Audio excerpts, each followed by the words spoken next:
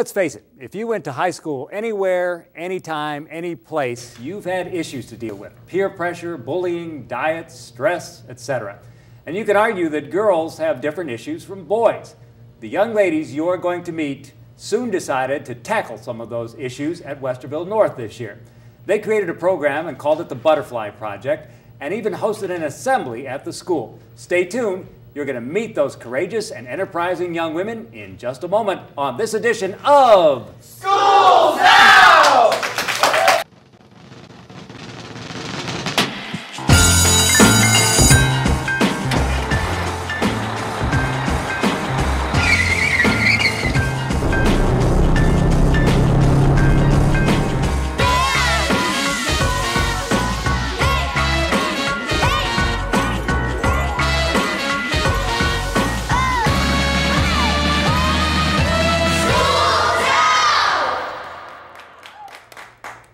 Well, if you haven't watched this show before, we'd like to feature students in the Westerville schools who have accomplished remarkable things outside the classroom.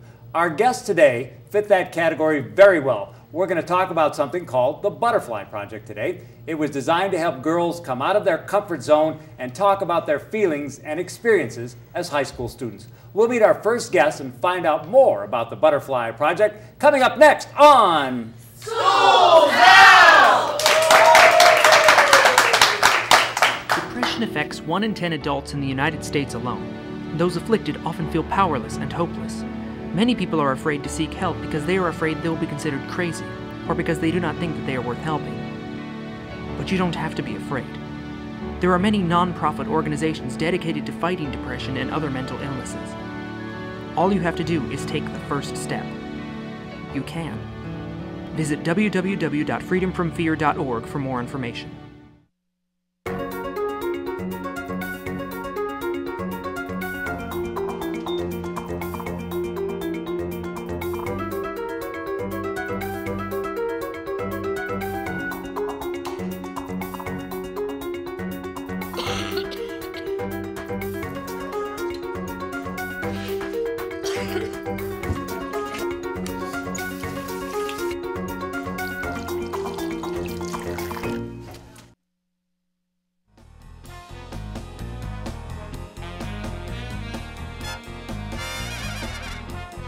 Good afternoon, Mr. Phelps. At 2200 hours, we received information that Otterbein student Rob Ish is planning on throwing away his newspaper in the trash.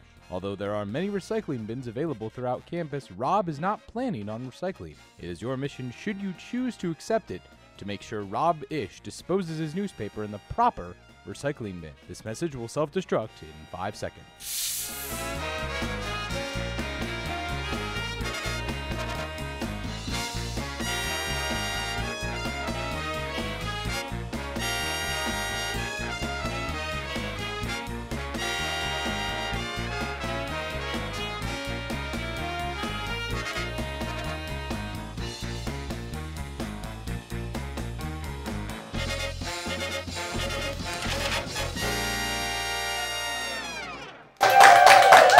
Thank you for joining us today. To my immediate left is Caroline O'Connor. She's a junior at Westerville North. She lives with her mom and dad, a brother and a sister, and some pets, of course.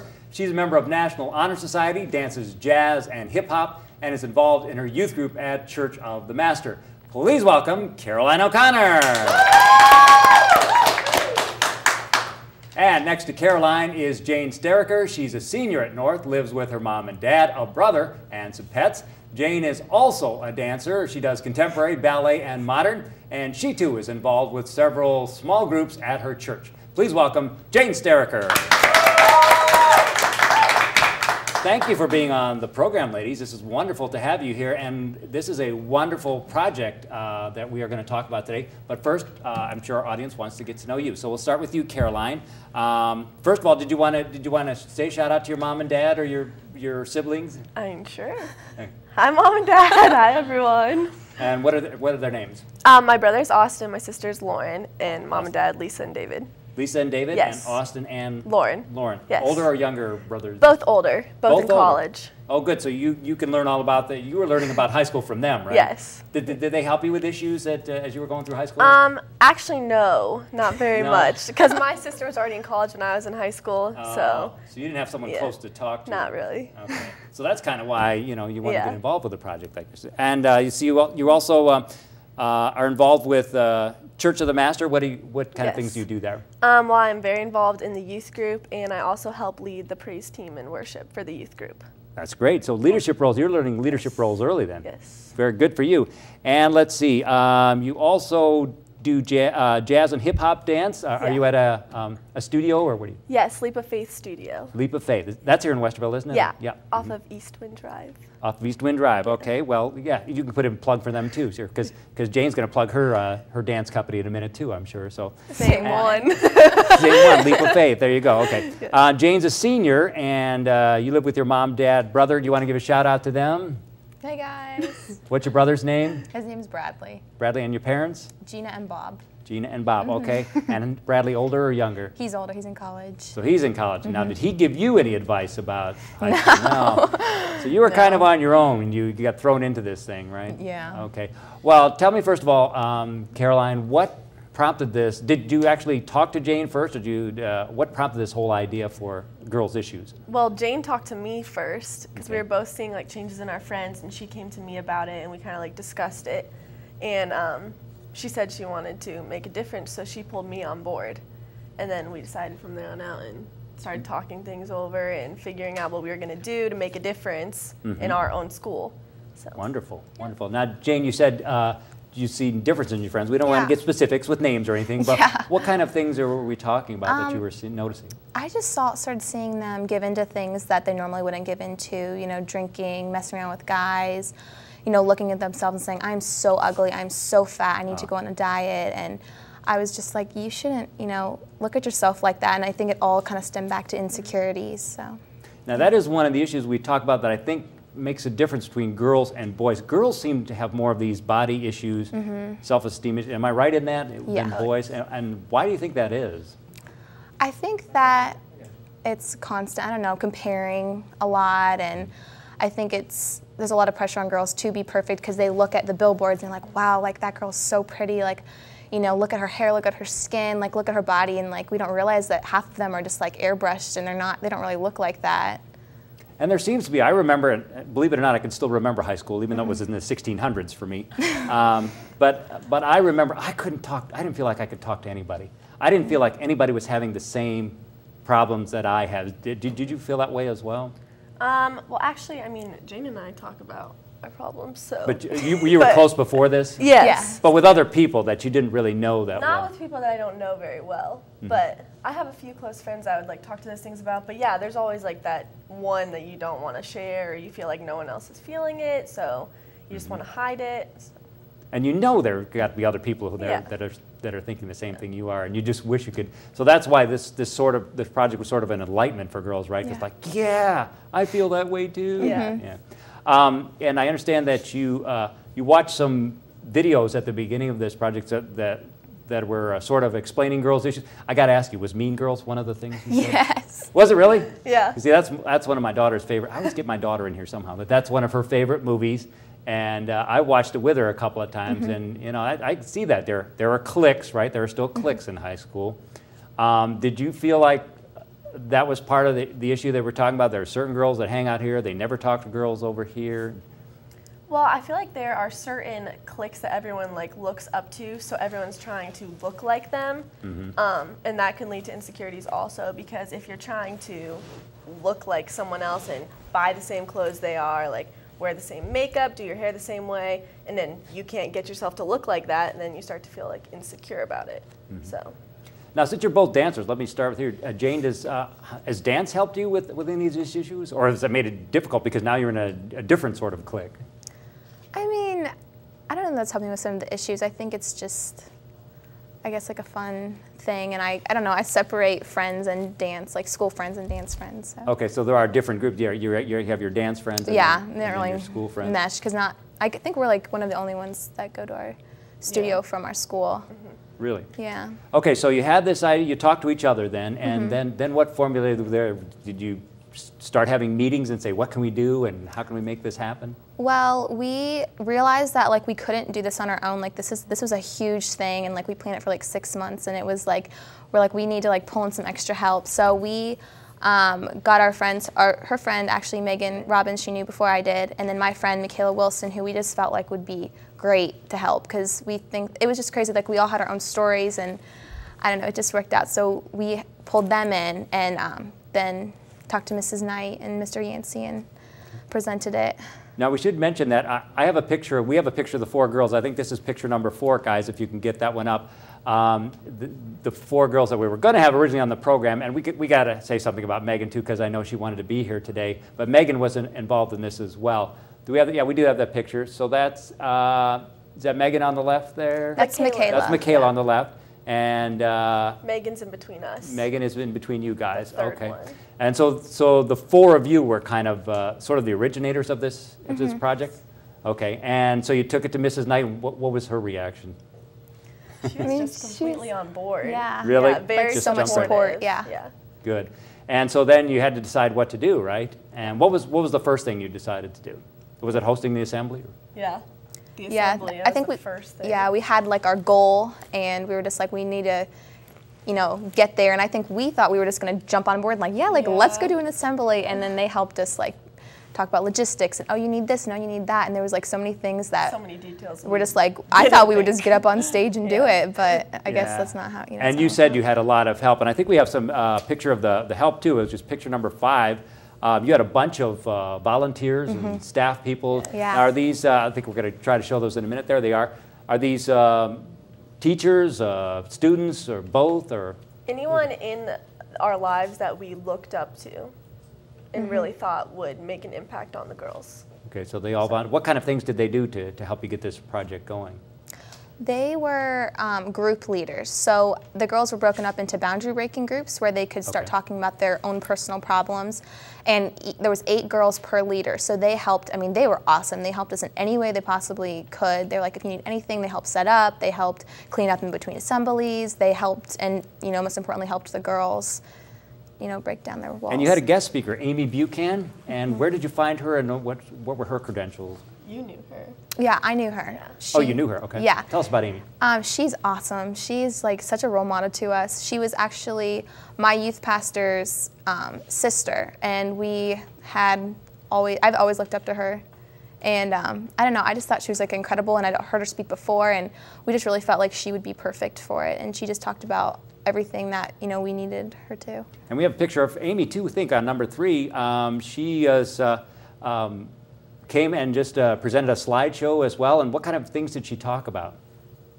She talked about everything we wanted her to talk about. She talked about insecurities and like how everything that people are doing nowadays stems back to those insecurities, and like the dieting, the smoking, the drinking, all those kinds of things all come from things inside of us that maybe we don't want to admit, or really, she just kind of covered everything, and it was so good. She was so good. Now, was this no holds barred? So she say you can bring up anything, any issues you want, or were there kind of general issues that you wanted to talk?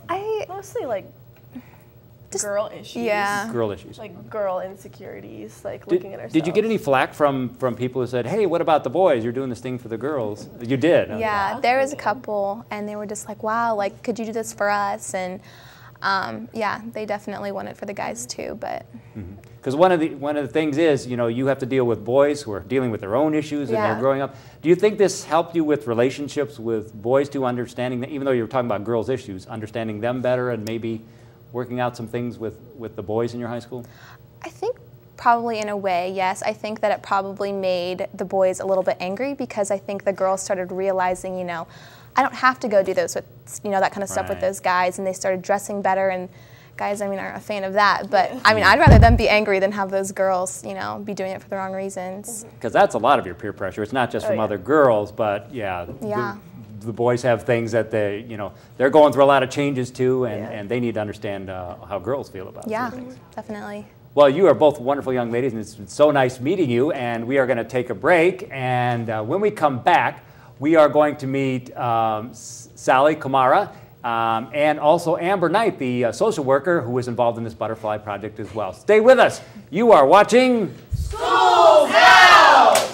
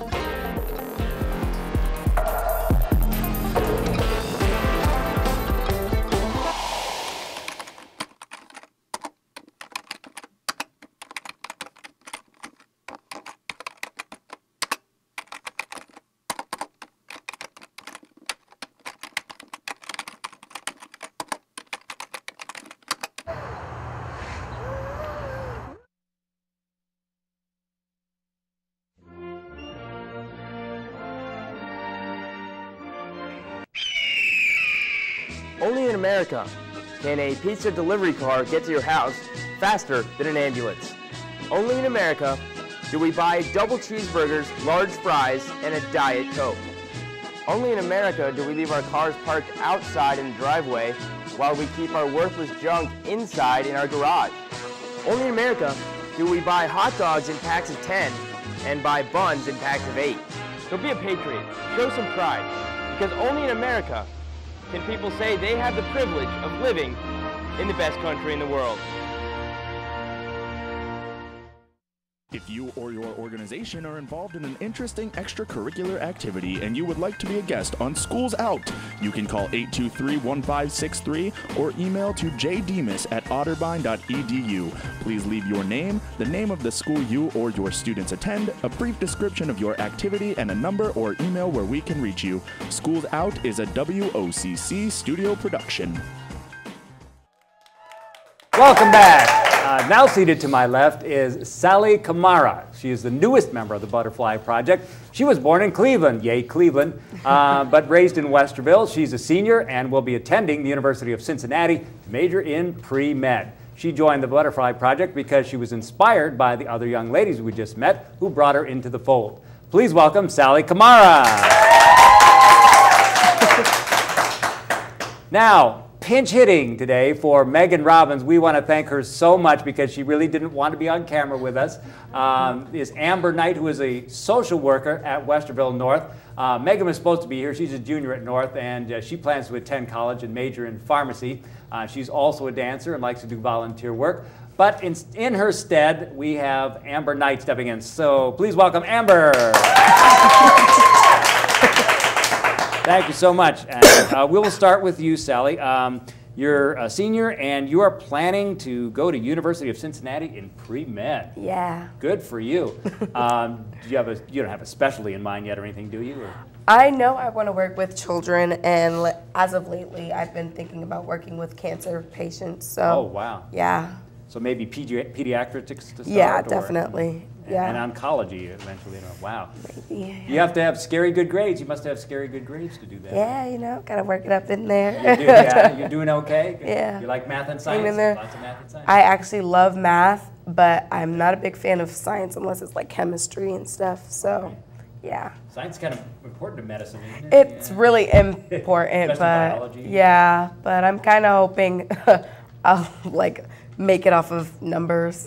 Okay, Yeah. okay. The math is important too. Maybe you do research for a while and stuff like that. Yeah. And you said you were inspired by the other young ladies, so you participated in the original project, right? Yeah. And we'll talk about that in just a moment. But we want to so much thank Amber Knight. I know you weren't planning on sitting in with us today, but things do happen, and Megan wanted to be here with us, I know.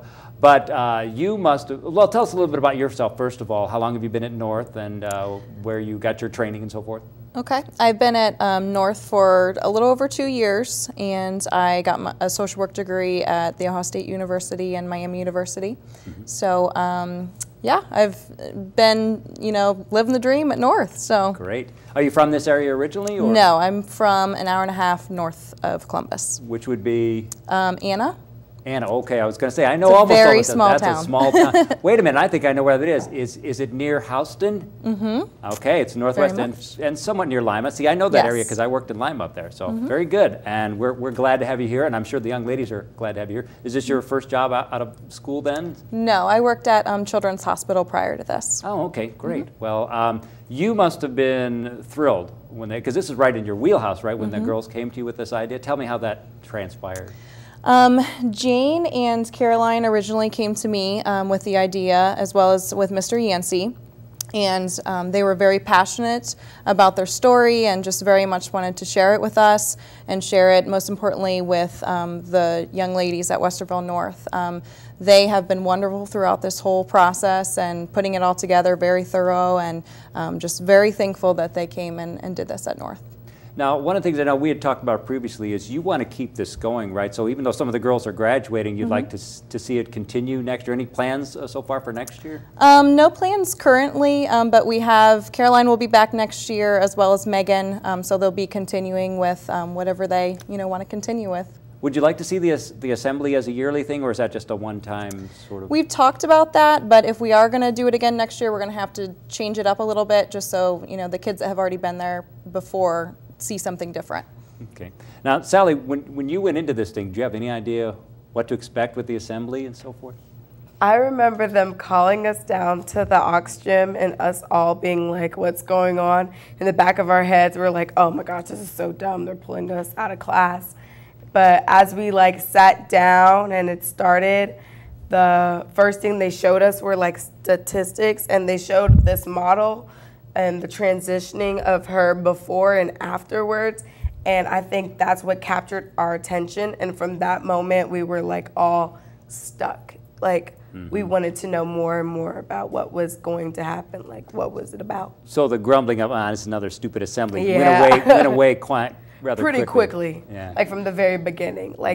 They caught our attention within the first 2 minutes. Wow. And you don't normally have that, especially amongst teenage girls. Did you find yourself head bobbing during that and go, yes, yes? Yeah, the entire time I was like, this is what we need. Because it was a perfect portrayal of how society twists the images of what women are supposed to look like.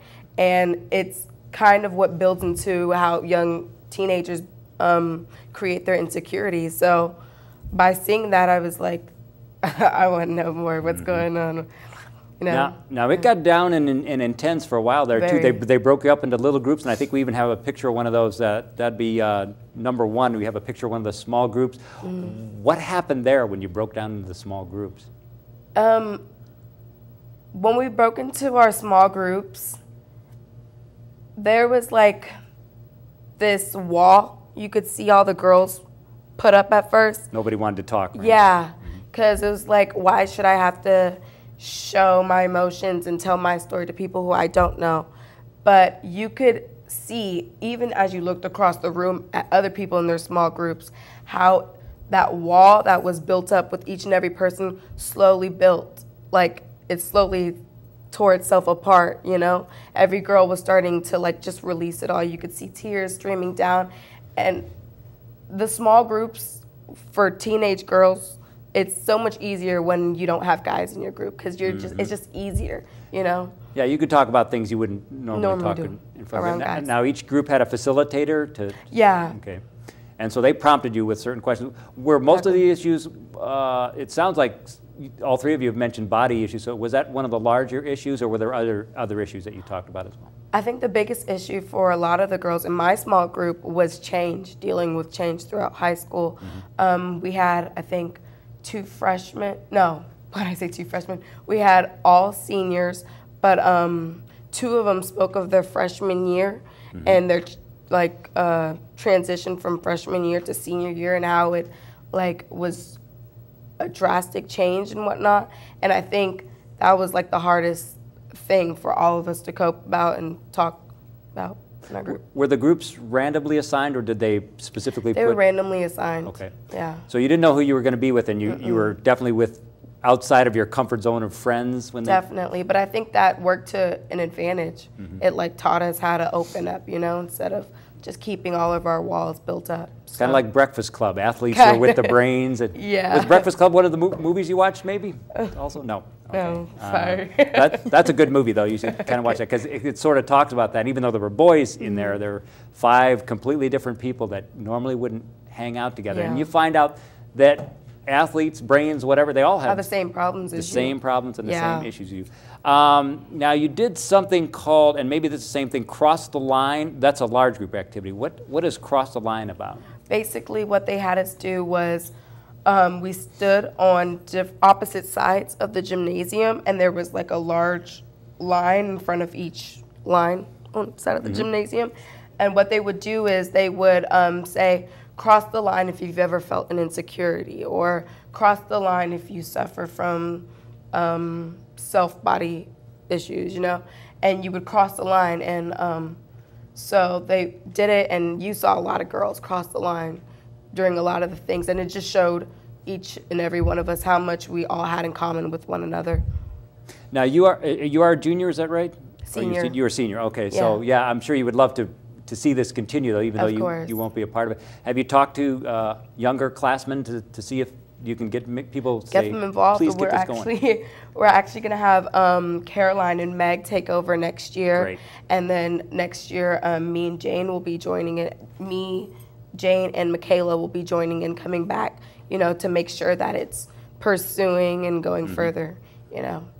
Now, Amber, I didn't ask Jane and Caroline this, but I'm sure there had to be a lot of apprehension, and you must have been nervous to say this could really flop, right?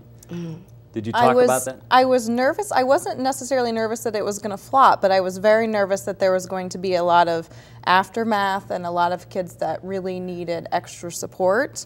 And you know, we have 4 guidance counselors, a school psychologist, and myself, as far as, you know, support people in our building as well as administration. And I was just very nervous that it was going to be something that we couldn't handle. But it ended up being just fine, and the girls really took to it well. And you know, if anything, it opened their eyes a little bit more, and they supported each other, which was a really cool thing about it. And I also read here that you said that some girls were even able to forgive some other girls who had wrong. This was specific to certain girls, that they actually went up to you and said, I know you did this to me? I don't know in Sally's group if they did that or not, because we had a little bit of extra time with some of the groups, and so we had an open mic session, and some of the girls in their smaller groups discussed some bullying issues, and a lot of those girls, you know, ended up coming out and saying, you know, I'm sorry if I did this to somebody, and some of them actually called out specific names to people to apologize. So that was really neat to see. That's very cool. Do you think this thing would work with boys if the boys tried something like this? I think so. You know, we've had a lot of people ask. I know you know, asked that to Jane and Caroline, and a lot of people have asked, what are you going to do for the boys? We don't know. If we've got a group of boys that have some ideas, you know, we'll certainly be open to that and be willing to work with it. So. Sally, what if somebody came up to you and said, now that you've done this experience, we want to do something with the boys? Do you think that that could come off as well, or would people be too apprehensive about that? It's something that would take some getting used to. I think the guys would have to have their own assembly first, you know? And then once they understand the concept of what we're trying to do, then maybe we could possibly have both genders mixed together and have an assembly together. You know? That would be wonderful. Yeah. Well, you have done an amazing thing. You've all done amazing work here, and unfortunately, that's all the time we have. I want to thank my guests again, Jane Steriker, Caroline O'Connor, Sally Kamara, and of course, Amber Knight, their social worker. And I want to thank all of you, our beautiful audience members, and everyone who advised and helped the girls organize the assembly and this project. We hope you enjoyed it, and we'll see you next time on